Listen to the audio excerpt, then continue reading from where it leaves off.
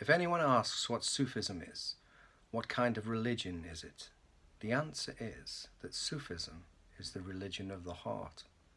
The religion in which the thing of primary importance is to seek God in the heart of mankind. There are three ways of seeking God in the human heart.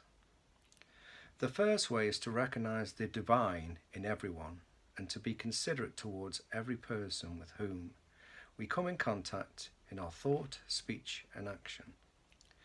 Human personality is very delicate. The more living the heart, the more sensitive it is. But that which causes sensitiveness is the love element in the heart, and love is God. The person whose heart is not sensitive is without feeling. His heart is not living, it is dead.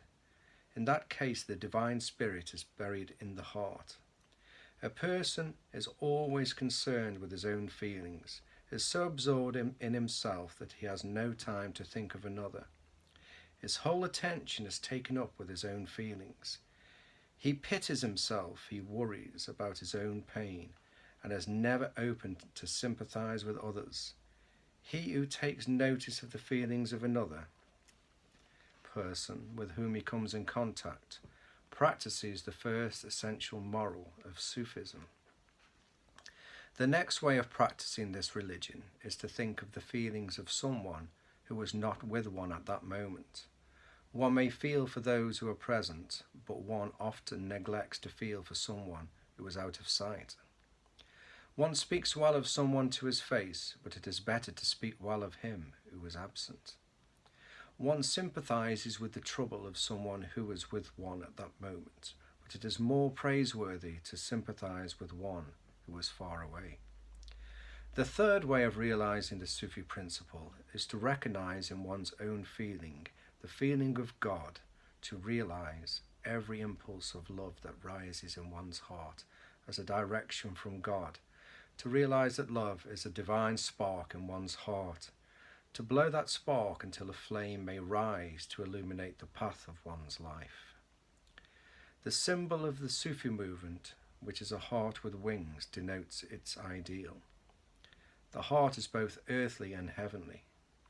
The heart is a receptacle on earth of the divine spirit, and when it holds the divine spirit, it soars heavenward. The wings picture its rising. The crescent in the heart symbolizes responsiveness. It is the heart that responds to the Spirit of God which rises.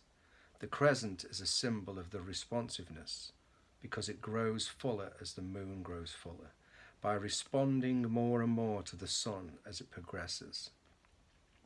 The light one sees in the crescent is the light of the sun. As it gets more light with its increasing response, so it becomes fuller and the light of the sun. The star in the heart of the crescent represents the divine spark, which is reflecting in the human heart as love, and which helps the crescent towards its fullness. The Sufi message is the message of the day. It does not bring theories or doctrines to add to those already existing and which puzzle the human mind. What the world needs today is the message of love, harmony, and beauty, the absence of which is the only tragedy of life. The Sufi message does not give a new law. It awakens in humanity the spirit of brotherhood, with tolerance on the part of each for the religion of the other, with forgiveness from each for the fault of the other. It teaches thoughtfulness and consideration, so as to create and maintain harmony in life. It teaches service and usefulness, which alone can make life in the world fruitful, and in this lies the satisfaction of every soul.